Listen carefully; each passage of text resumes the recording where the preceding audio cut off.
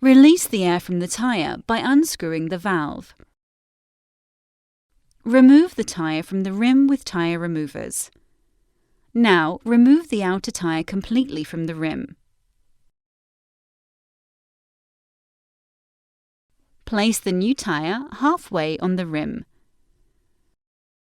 Take the inner tube and install the valve in the rim.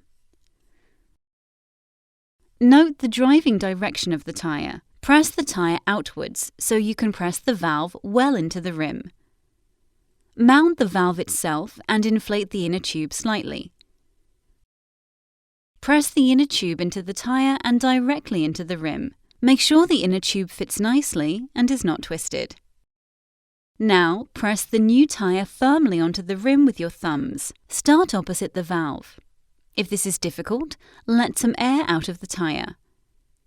Now press the valve into the rim so the tyre can settle properly on the rim. Inflate the tyre and check if the tyre is straight on the rim.